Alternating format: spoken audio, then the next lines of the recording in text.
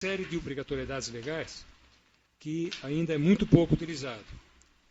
A ANP tem algo em torno de 2 bilhões ano de investimento na área de petróleo. Hoje ela tem permissão legal e pelo seu regimento ela investe basicamente em instituições tipo universidades ou centros de pesquisa, mas ela poderia ampliar o seu escopo. Eu vou fazer proposta nesse sentido.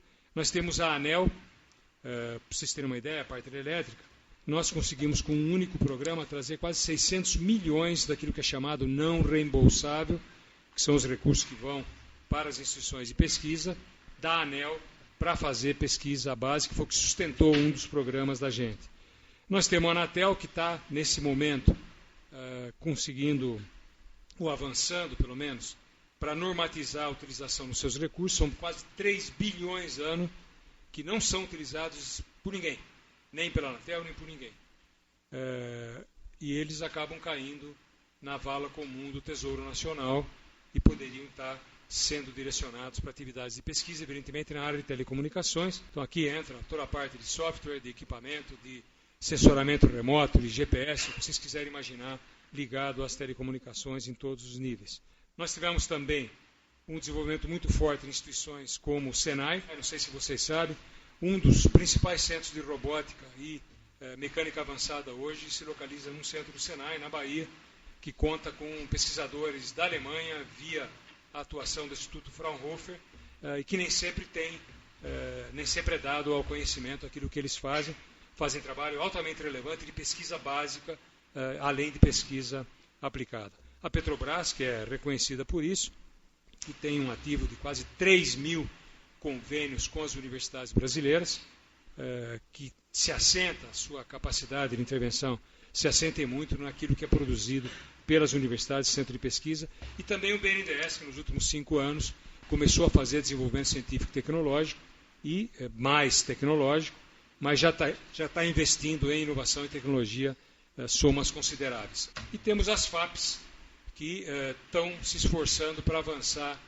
nessa direção e estão conseguindo ter recursos novos, fruto da descentralização dos recursos para os estados, e estão fazendo isso de uma maneira bastante interessante. Por favor. Apesar dos avanços dessa realidade, nós precisamos crescer muito mais, e aqui já vem uma primeira sugestão, para se aproximar dos países avançados. O investimento em ciência, tecnologia e inovação precisa crescer 5% ao ano. Não tem conversa, menos do que isso, a gente vai ter muitas dificuldades para acompanhar o ritmo. Não se trata apenas de fazer a comparação do Brasil de hoje com o Brasil de ontem. A gente sai sempre bem nessa fotografia. No entanto, é sempre bom lembrar, os outros países estão crescendo e estão crescendo muito rapidamente. E aqui se trata efetivamente de uma competição internacional muito forte. A ciência vive disso, vive de aprofundar e de conseguir gerar conhecimento novo, e nós temos que estar trabalhando na fronteira. Ainda é grande a distância que nos separa da fronteira, evidentemente nós temos pontos de contato em vários itens do espectro da produção científica, mas no geral nós estamos com uma distância bastante grande e é preciso não fazer mais do mesmo. O investimento público hoje, que está em torno de 27 bilhões de reais, ele precisa no mínimo passar para 50 bilhões, é algo mais ou menos como dobrar o nosso investimento, se a gente quiser ter alguma perspectiva de participar do avanço científico e tecnológico de forma consistente no cenário internacional. Por favor. Foi com essa noção de urgência, com esse senso de urgência, com esse tipo de visão, que nós orientamos toda a atividade na FINEP que nós fizemos nos últimos 4 anos. Nós criamos o primeiro programa, um programa de peso chamado Inova Empresa, voltado com foco exatamente para elevar a P&D nas empresas. Nós incentivamos projetos de maior risco tecnológico. Vocês sabem que mais de 90% da inovação e da tecnologia que é feita ainda hoje nas empresas brasileiras, elas são aquilo que os economistas chamam de inovação ou inovações incrementais. Nós temos que incentivar e estimular a que as empresas entrem nas áreas de maior risco tecnológico. Isso é chave, inclusive são as áreas de contato com as universidades e centros de pesquisa. No entanto, nós temos que ter instrumentos para isso. Em nenhum lugar do mundo as empresas entram sozinhas nessa briga. elas sempre compartilham o risco e mitigam a incerteza com recursos públicos. É assim no mundo inteiro, é assim nos Estados Unidos, na França, na Alemanha, no Japão, em todo lugar. Não é assim no Brasil, em que apenas 7% das empresas brasileiras se utilizam de algum tipo de subsídio, de algum tipo de recurso público para inovar e para desenvolver tecnologia. Nos Estados Unidos esse indicador é de 52%, no Japão é de quase 70%, então nós estamos muito longe e nós temos que incentivar as empresas que não têm no seu DNA a ideia de ter um processo permanente de desenvolvimento tecnológico e desenvolvimento de inovação como nós precisaríamos. Nós potencializamos o uso de poder de compra do Estado, cujo exemplo mais claro é o que nós estamos fazendo no Inova Fármacos. Estamos longe ainda de ter um programa altamente denso do ponto de vista científico e tecnológico, mas pela primeira vez há a possibilidade de a gente criar uma verdadeira indústria farmacêutica brasileira.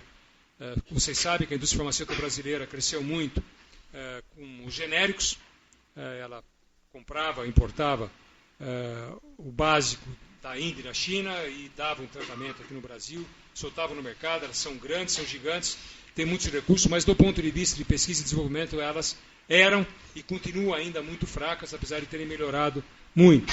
Com o Inova Fármacos, de forma transparente e pública, nós negociamos com o Ministério da Saúde, definimos mais de 80 medicamentos de alta complexidade que nós não sabemos fazer, a indústria não consegue fazer, apresentamos o edital público, as associações foram formadas entre empresas, centros de pesquisa, empresas estrangeiras, centros de pesquisa também do exterior, e se elas cumprirem prazo, custo e qualidade que o Ministério da Saúde dá, o Ministério se encarrega de comprar até 8 bilhões de reais ano para estimular o desenvolvimento de pesquisa científica e tecnológica.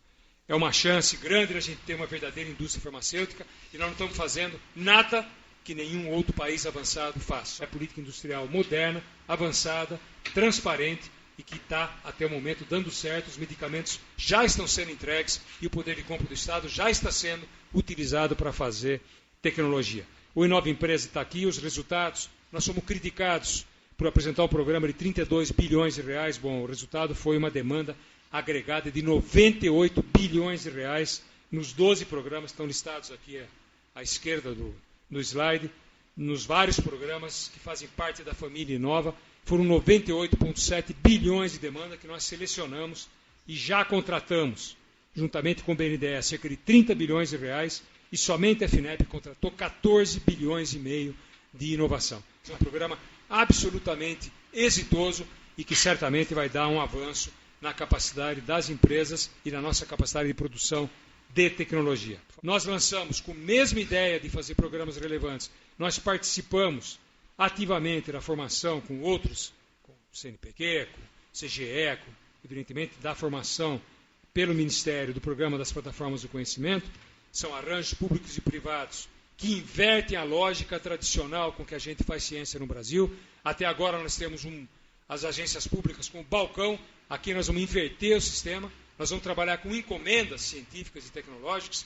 A demanda pública, de interesse público para a ciência e para a sociedade, vai ser apresentada pela Presidência da República e as articulações entre universidades e empresas brasileiras ou estrangeiras será formada para atender essa demanda pública. Por exemplo, vamos fazer uma vacina para dengue, tem prazo, tem recursos e as articulações se dão para atender essa demanda.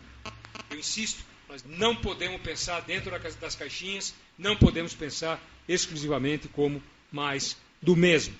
Foi dessa mesma forma que nós atuamos dentro da FINEP. Para vocês terem uma ideia, 4 anos depois, nós temos 5 vezes mais crédito para inovação, nós tivemos 3 vezes mais um aumento de produtividade nossa, gestão mais eficiente, uma economia de 226 milhões dentro da FINEP e uma participação ativa na execução do Inova Empresa e do Programa Nacional de Plataformas do Conhecimento, que são os 2 programas mais significativos que eu acho que estão sendo, um está em andamento, o outro está sendo gestado e preparado para ser implementado. Nós diminuímos prazos de avaliação dos projetos de 454 dias, vocês podem imaginar que não é muito conveniente uma agência de inovação ter um prazo desse porte, para 30 dias, é o que nós estamos fazendo hoje, porta única de entrada, mais de 4 mil empresas já acessaram o sistema, mais de 1.100 já completaram o nosso cadastro.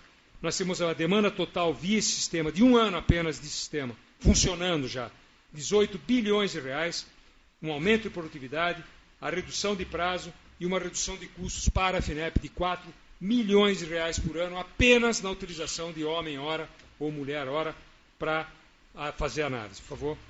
O mesmo senso de urgência, eu acredito, precisa orientar a reflexão da gente, que essa é a parte final, estou caminhando para finalizar, sobre o novo modelo, que eu acredito que é preciso um novo modelo de geração de ciência e tecnologia no Brasil, com outra escala, com novas lógicas e processos decisórios para a alocação de investimento. A comunidade cresceu, a demanda é muito mais forte, há um sistema bastante grande, com muita musculatura hoje, há laços internacionais, muitas universidades caminharam para se internacionalizar, no entanto, o nosso sistema está velho. Muita coisa precisa ser preservada, mas muita coisa precisa ser mudada e nós temos que criar novos programas, novos instrumentos e, mais do que isso, novas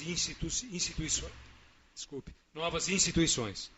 E nós temos que, evidentemente, sem ser urgência, trabalhar para que o orçamento nacional não faça o corte burro que sempre faz, que é o corte pelo pé, 10 ou 20, 30% de cada ministério. Aqui nós temos prioridade e as prioridades para que esse país caminhe para uma civilização estão dadas à educação, ciência, tecnologia e inovação. Aqui são as propostas finais, mais recursos, novos programas, novos instrumentos, novas instituições. Nós temos que aumentar o investimento em CITI em 5% ao ano nos próximos 10 anos. A perspectiva que tem, que é chave, é a de utilização do Fundo Social. Eu acredito que nós podemos pleitear para que pelo menos 20% do investimento seja alocado obrigatoriamente em ciência, tecnologia e inovação. Ou seja, se o Banco do Brasil pegar recurso no Fundo Social, e vai pegar, se o BNDES, a Caixa, a FINEP, eu espero que consiga pegar, eles têm que investir pelo menos 20% desses recursos em ciência, tecnologia e inovação. O que significa que nós temos obrigação para ter uma sociedade mais inovadora, que bancos pesados entrem no sistema, que irriguem o sistema de outra forma, que eles utilizem esses 20% para fazer inovações mais padronizáveis, mais standards. É possível fazer isso. Isso é feito em várias partes do mundo. Não é feito aqui no Brasil, em que os grandes bancos não entram nesse sistema. Nós temos que, mais ainda, habilitar o uso do Fundo Social pelos ministérios setoriais. É assim que é feito, por exemplo, nos Estados Unidos. Mesmo quando você tem um programa muito grande centralmente, quem encaminha é o ministério, o departamento lá. O Departamento de Energia, o Departamento de Defesa, o Departamento de Saúde. É ligado, os grandes institutos de saúde estão ligados ao Departamento de Saúde, ao Ministério da Saúde. As grandes agências de defesa estão ligadas exatamente ao Ministério da Defesa e assim por diante. E nós temos que desburocratizar, por favor, a ciência, que todo mundo sabe como é aplicado para isso, como é complicado fazer ciência com o atual marco regulatório da gente. Nós temos que gerar impacto na produtividade, duplicar o investimento privado em inovação até 2018, nós avançamos muito nisso.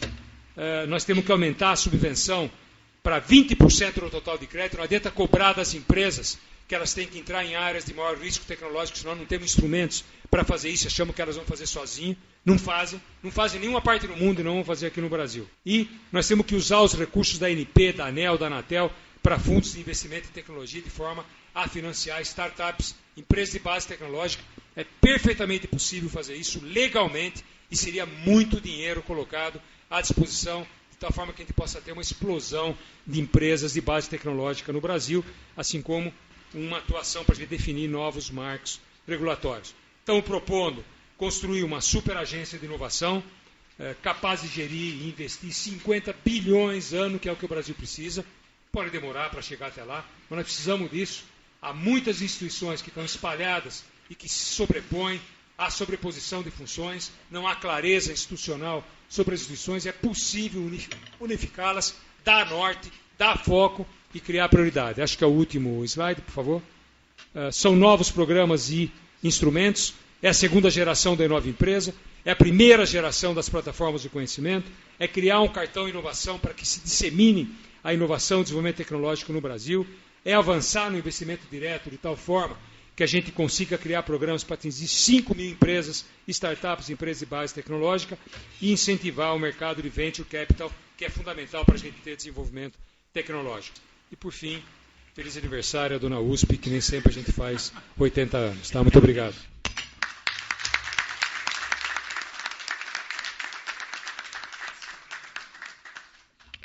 Bom, já temos material aí para várias horas de discussão, mas tem mais. Então, o professor Glaucius vai falar sobre um falso dilema.